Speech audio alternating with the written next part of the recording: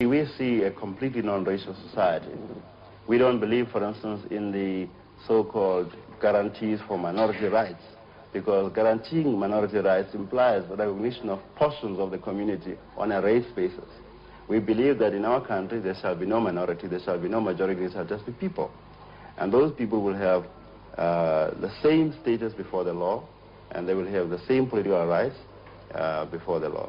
So in a sense, it will be a completely non-racial egalitarian society. But will the vast number of blacks, after all their experiences, be able to live a life without giving vent to feelings of revenge, of Yes, we believe it is the duty of the vanguard political movement which brings about change to educate people's outlooks. I mean, in the same way that blacks have never lived in a socialist economic system, they've got to learn to live in one. In the same way that they've always lived in a racially divided society, they've got to learn to live in a non-racial society.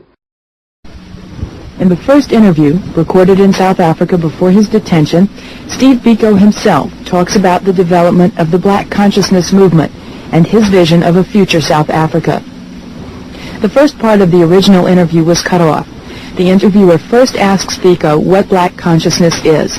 Biko replies, "Black consciousness is a political, cultural philosophy employed by blacks in South Africa in an effort to shake off shackles of mental oppression and to reinstate the essential humanity and pride of blacks.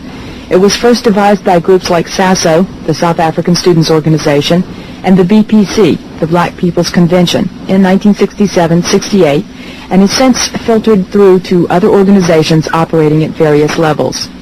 Here the interview picks up with Biko's voice. Now the history of it starts off after 1963-64. If you remember this era, there were many arrests in this country which stemmed from underground activity by PAC, by ANC, and this led to some kind of political emasculation of the black population especially, with the result that there was no participation by blacks in the articulation of their own aspirations.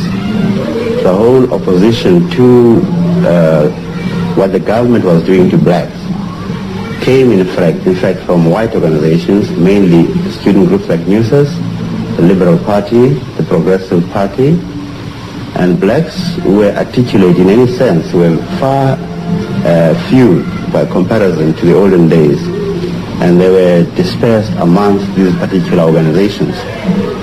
Now,